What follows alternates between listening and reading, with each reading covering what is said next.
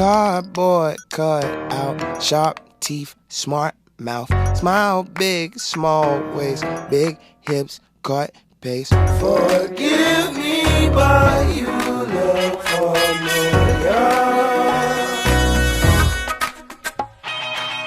Wrong queen, me. When they first called me to do Video Soul, I started not to do it. Really? Yeah, I've always been careful about what I get involved in. Okay. I only have one thing to sell: image. Okay. I can't give you 20 rebounds a night. Mm-hmm. I don't steal bases. I can only give you image. That's all I am, is image. So I have to be careful of what I involve myself with. It has to be top shelf. And but after thinking about it for 2 days, I decided that bottom line is this. This is our first black television network. Mm-hmm. And if you have something to offer it, you got to do that. Period. Let's go. And I did. And I'm glad I did. You made history. Yeah. I think it's so cool because you can go back on YouTube and like see your interviews and you just see the impact that you had on the network back then. Yeah. So speaking of some of your interviews, you've literally interviewed probably every celebrity that everyone would probably want to meet, from Sade, Whitney Houston, Janet Jackson, Stevie Wonder, and the list goes on and on. Yeah. What was one of your most memorable interviews that you've done? And I know it's a lot. Oh yeah, there are a lot of them.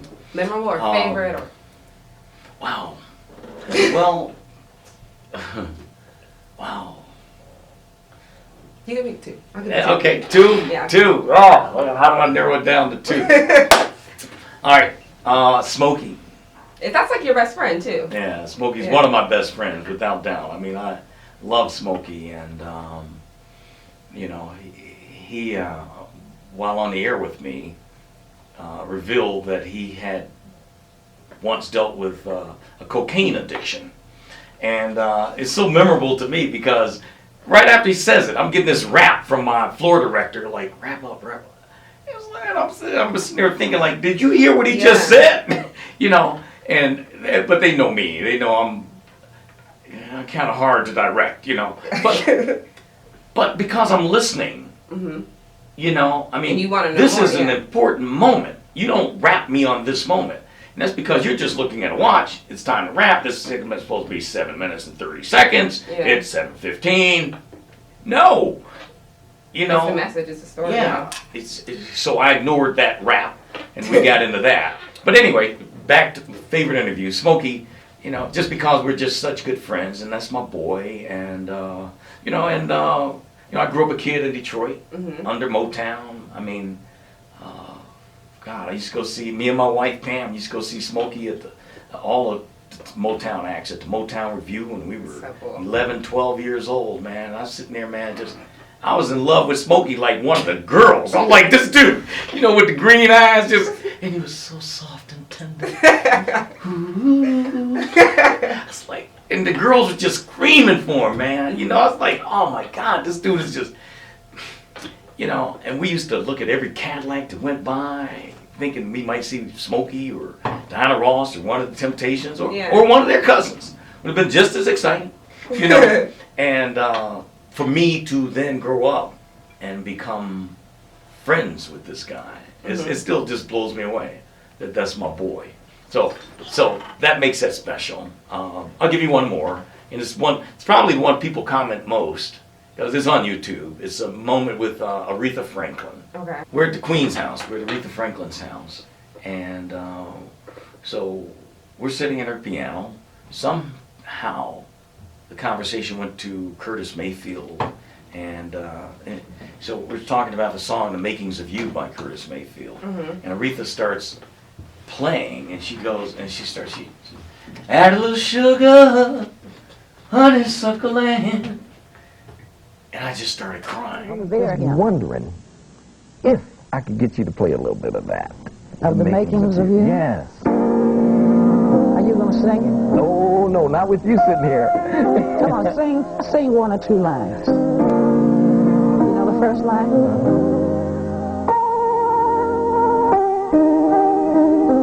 I'm not sure I know when to come in. You have to help me. Now. Add a little sugar. And just a little more sugar. Honeysuckle and Right. Honeysuckle land. oh, but I can't do it. A great big expression of happiness. Oh, wait. Great big expression. Ooh, happiness. Right. I'm not used to playing this. Why couldn't we?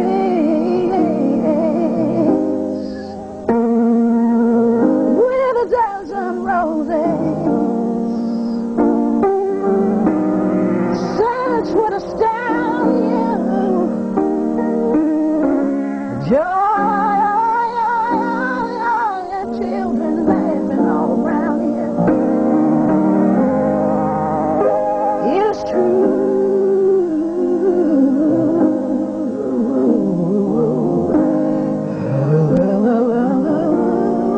I just lost it because it was so much in that moment for me. This is to me the greatest voice ever, singing one-on-one in my ear, right here.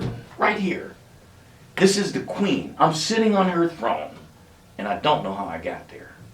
I don't know why I'm here. You know, I am not deserving of this. You know, I don't know how I got into the queen's castle. I just, you know, really, I just felt like it was just too much for me. It was just too much. I just cannot believe that this moment. And I just started crying. You know, and well, so anyway, so I would offer those as my two favorite, I guess.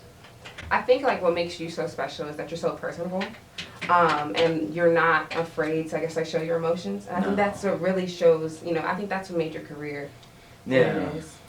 Well, people feel you. You Yeah. know, I mean, I am emotional. I mean, I'm not afraid to to share what's going on in my life. You know, I've always talked about my wife, and you know, all that's important. You know, I mean, back in the day, my girlfriend. I remember when the radio station didn't want me to announce that we were engaged, that we were getting married, because I was this teenage idol, you know. Yeah. They wanted the girls to still have this dream, if you will.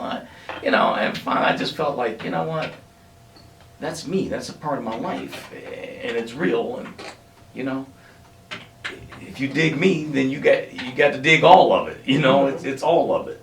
And, you know, so anyway, here we are all these years later.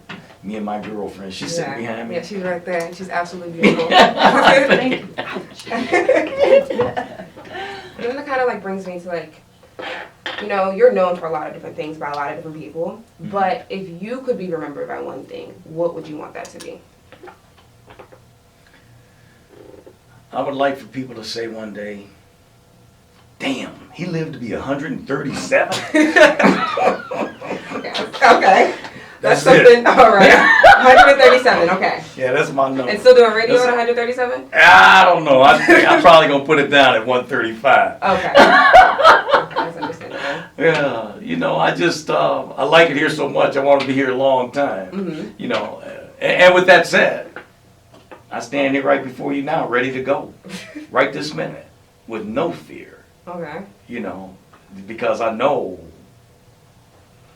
what's beyond this, you know, is far greater than what I'm enjoying here now. You know, I have faith in that. So as much as I enjoy it, I'm always ready to go. Always, you know, so. I think there'll be a Donnie Simpson show in heaven, probably.